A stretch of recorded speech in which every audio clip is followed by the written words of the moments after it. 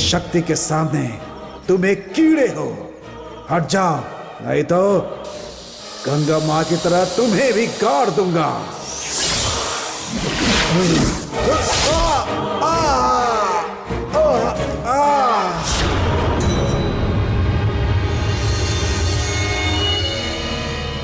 मैं तुम्हारी मदद नहीं कर पाऊंगा। तुम्हें तुम्हारी गलतियों का दंड मिला है। नागम्मा ने तुम्हें डसा है। मैं उसके विष को बाहर नहीं निकालूंगा।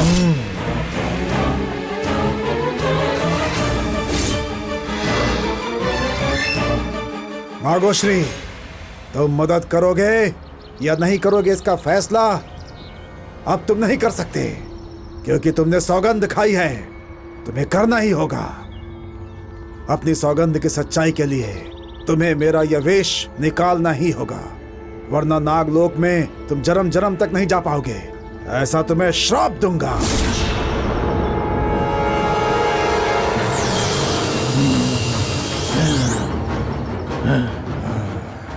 मैंने सौगंध खाई है। मेरे पास कोई और रास्ता नहीं है। मैं वचन का पालन करूंगा। आकर यहां पर लेट जाओ। नारायण,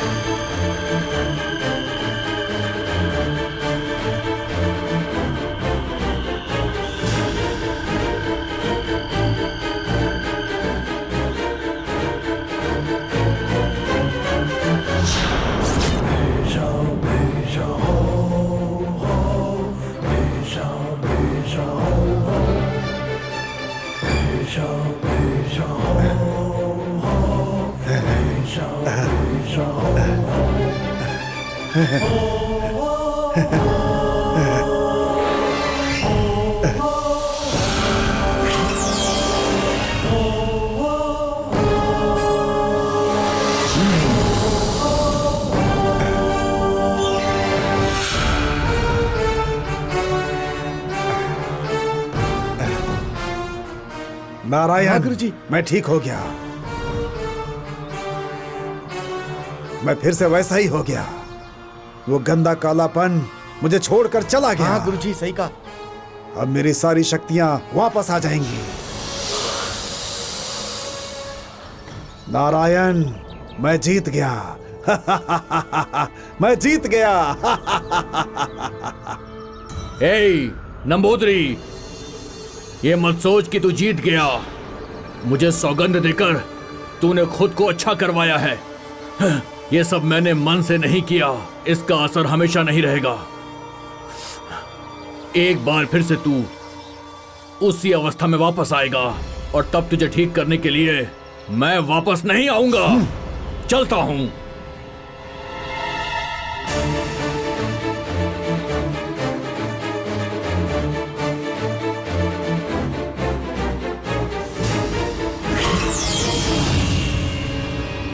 गुरुजी, ये क्या गुरुजी? नागोश्री आपको श्राप दे करके चला गया। नारायण, हम तांत्रिक लोग हैं, किसी के श्राप से नहीं डरते। हम अपने तरीके से जीते हैं। ये सोचकर हमें खुश होना चाहिए। नारायण, चलो चलते हैं।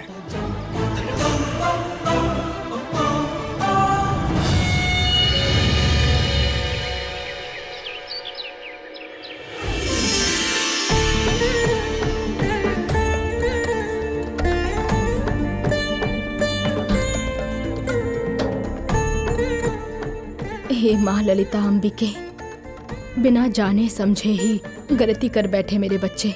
मेरी बेटी की जिंदगी को गंगा माँ ने बर्बाद कर दिया। शादी हुई उसी दिन मेरी बेटी ने अपने पति को खो दिया। छोटी सी उम्र में ही उसके जिंदगी में प्रश्न खड़ा हो गया। मेरा एक ही बेटा है कृष्णा, वो भी श्राप के विरुद्ध जाकर शादी करके गंगा माँ के चंगुल में फंस चुका है। श्राप के विरुद्ध जाकर अगर शादी की तो उसकी जान चली जाएगी, पर मैं आपसे प्रार्थना करती हूँ उसके साथ ऐसा कुछ भी ना हो।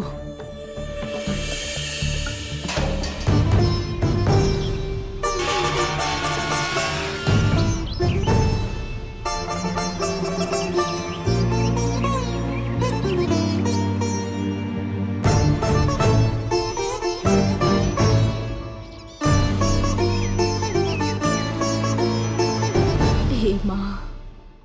माँ,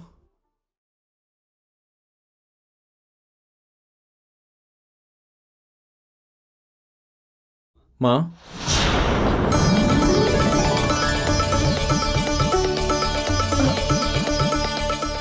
कृष्णा,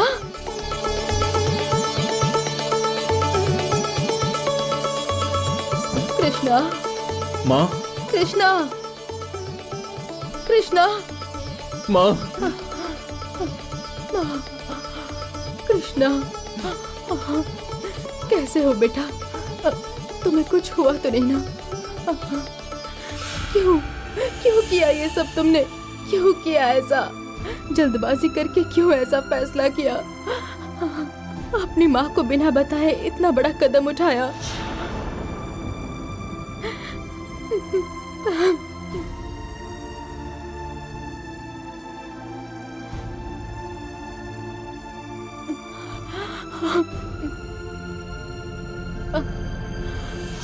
देख रहे हो ना? देखो अपनी छोटी बहन को देखो, उसकी हालत देखो। तुम अपनी जिंदगी बर्बाद कर बैठी है।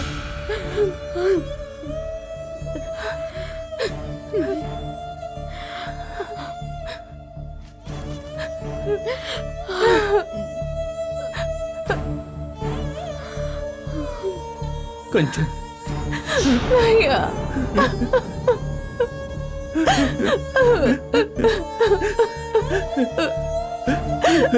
मुझे माफ कर दो कंचन, मुझे माफ कर दो।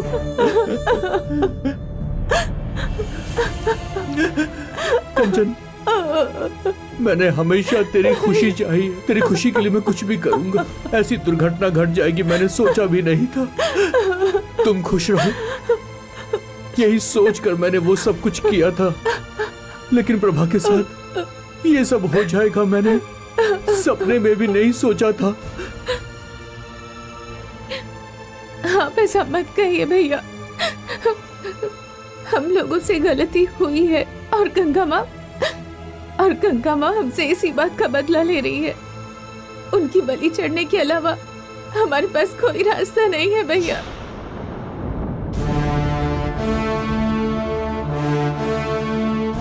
कृष्णा। दादी,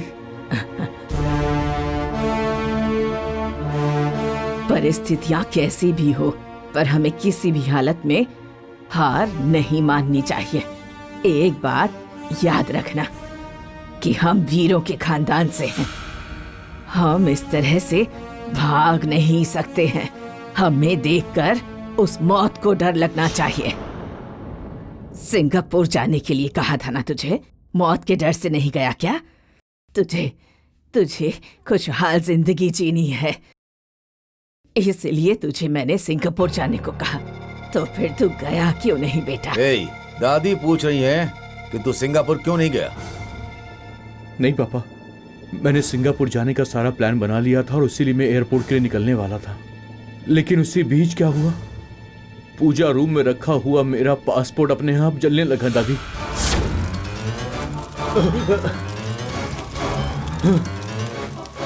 पासपोर्ट।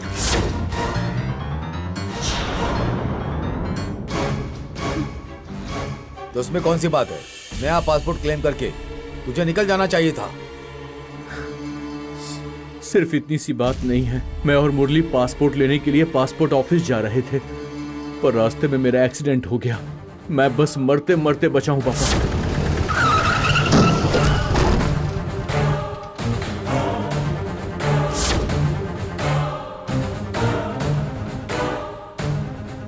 गंगा माँ का श्राप मुझे नहीं छोड़ने वाला, ये मैं समझ गया।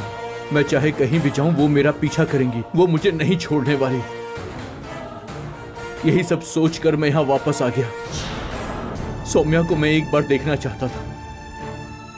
मैंने सौम्या को देख लिया, अब आप लोगों को देखने के लिए यहां आ गया। रुक जा, तू मरने के लिए नहीं जन्मा है, इस जिम्मेदारी के लिए तुझे जीना होगा। गंगा माँ का श्राप सच है और मरना ही है ये पता चल गया है, तो सौम्या के साथ जियो, ऐसा आशीर्वाद मैं तुझे दे सकती हूँ क्या? तुम जैसी चाहते हो वैसी ही जिंदगी जी कर दिखाओ। इस जमींदारी में पैदा होने वाले की आशा कभी निराशा में नहीं बदलनी चाहिए। जा, अपनी बीवी को बुला कर ला और खुशी खुशी अपनी जिंदगी की शुरुआत कर। उस गंगा के श्राप को मैं देख लूंगी। ऐसा नहीं हो पाएगा दादी। क्यों? अगर गंगा माँ मान भी जाए तो सौम्या के पापा हरगिज नहीं मानने वाले। क्या हुआ है वो बता। हाँ दादी, यहाँ आने से पहले मैं सौम्या को लेने के लिए उसके घर गया था, लेकिन तेरा दादा अय्याश, तेरा बाप अय्याश और तू भी अय्याश है। तेरे बाप दादा का गंदा खून तेरे शरीर में दौड़ रहा है, तो तू कहां से शरीफ हो सकता है? ए, चल बाहर निकल। मंगलसूत्र बांधा है, मेरी बीवी है, मुझे ले जाने का हक है। अगर दोबारा ऐसा बोला ना तो मैं तुम्हारी टांगे तोड़ डालूंगा। निकल।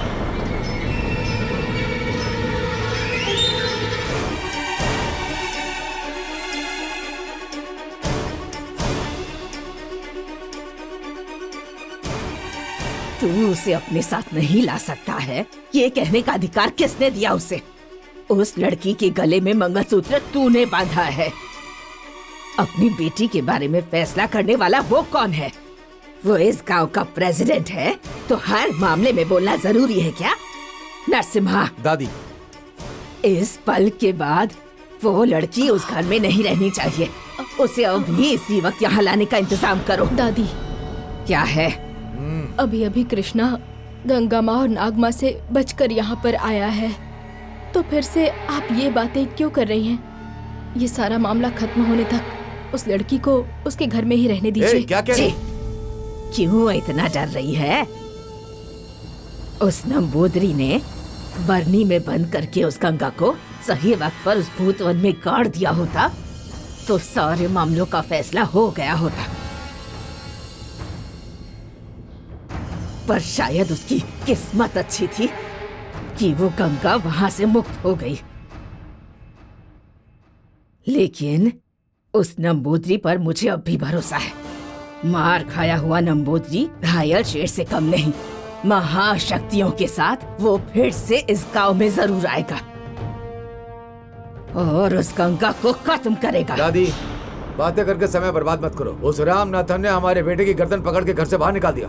उसके बारे में कुछ सोचना पड़ेगा। अपने घर की बहू को यहाँ लाना ही होगा। लेकर ही आएंगे दादी। ए, कंचन, तुम यहीं पर रुको। तुम चलो चलो कृष्णा, चलते हैं।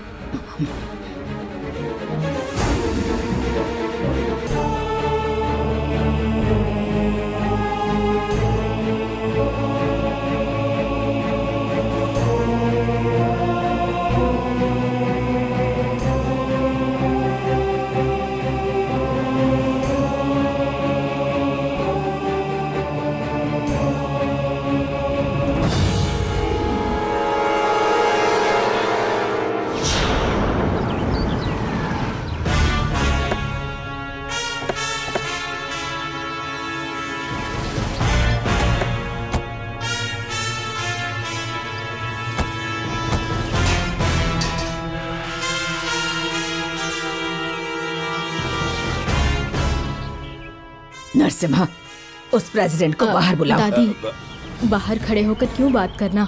लड़की को लेने आए हैं ना, इज्जत के साथ अंदर जाकर बात करते हैं। ए, हमारे बेटे को बेइज्जत करके घर से निकाला है, फिर भी तुम ऐसी बातें कर रही हो। नरसिम्हा, बाहर बुलाओ उसे। ए, रामनाथ, बाहर आओ।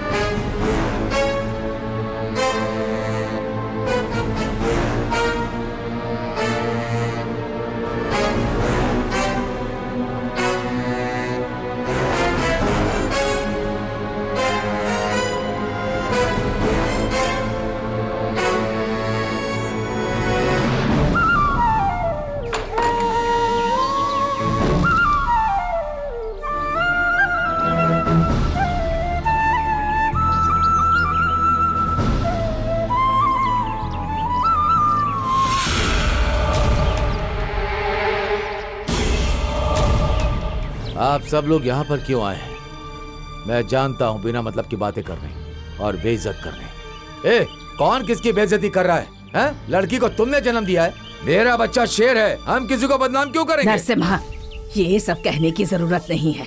रामनाथन, अपनी बेटी को हमारे साथ भेजो। शुभ मुहूर्त निकलने से पहले इसे घर ले जाना है हमें। किसके घर की बेटी को किसके घर भेजना है? अपनी बेटी को तुम्हारे घर क्यों भेजूं? क्यों, यहाँ झगड़ा करने के लिए आए हो क्या? हाँ, तुम्हारा पोता बिना मेरे आदेश के मेरी बेटी को ले जाकर शादी कर ली। मुझे पुलिस में कंप्लेंट कर देनी चाहिए थी। गांव के अंदर की बात गांव में खत्म करने का सोच रहा हूँ, ऊपर से आप लोग यहाँ झगड़ा करने चले आए। अब तो मैं पुलिस में जरूर जाऊंगा। क्या कहा? पुलिस में?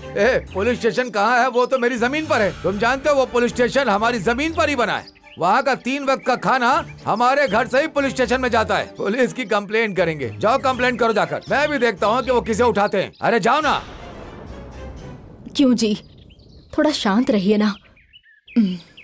आपको पता नहीं, ऐसा कुछ नहीं है। कृष्णा और सौम्या की शादी हो चुकी है। सौम्या अब हमारे घर की बहू है। उसे आप हमारे साथ भेज देंगे तो अच्छा होगा। फर्ज? किस तरह का फर्ज? मेरी बेटी को तुम्हारे बेटे से बात करने दिया। पहले ही तुम्हारा बेटा नंबोदरी के जरिए मेरी बेटी को तुम्हारे घर लेकर के गया था और फिर उसे अपने जाल में फंसाकर इस गांव से भगा करके ले जाकर के शादी कर ली। यही है तुम्हारा फर्ज? रामनाथन, क्या फर्ज के बारे में बात कर रहे हो? जमींदारी का फर्ज क्या होता है मैं जानती हूँ। जमींदारी के अनुसार लड़की को लेकर जाना, उसे रखेल बनाकर रखना होता है। लेकिन मेरा पोता तेरी बेटी को मंगलसूत्र बांधकर बीवी बनाकर रखना चाहता है। इसे हमारे साथ भेजो और एक अच्छी जिंदगी शुरू करने दो। ये इरादा लेकर आए हैं क्या? क्या इरादा? तुम्हारा इरादा हमें पता है। जमींदार के जायदाद को हड़पने के लिए तुमने अपनी बेटी को मेरे बेटे के गले बांध दिया। अरे पापा,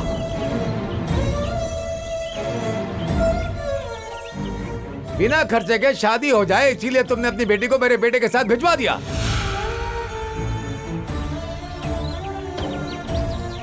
अब गांव वालों के सामने डर करके तुम मुझे फर्ज वाली बात कर रहे हो? नरसिम्हा, बहुत ज्यादा बोल गए तुम। इज्जत से चले जाओ। ज्यादा आवाज मत करो। तुम गांव की पंचायत के मुखिया हो ना, सारे गांव को न्याय दिलाते हो।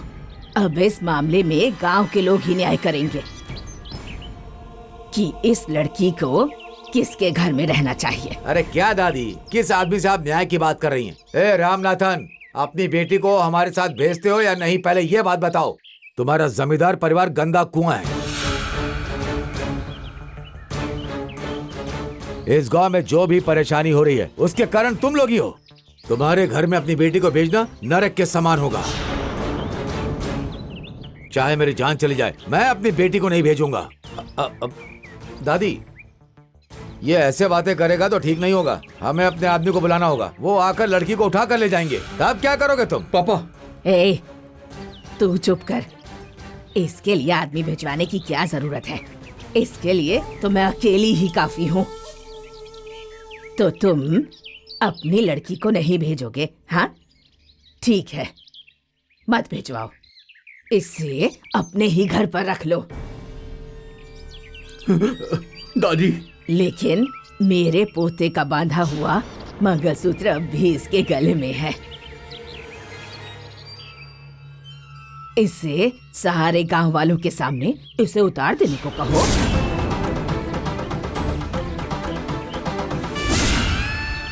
तो अब हम यहाँ से चले जाएंगे।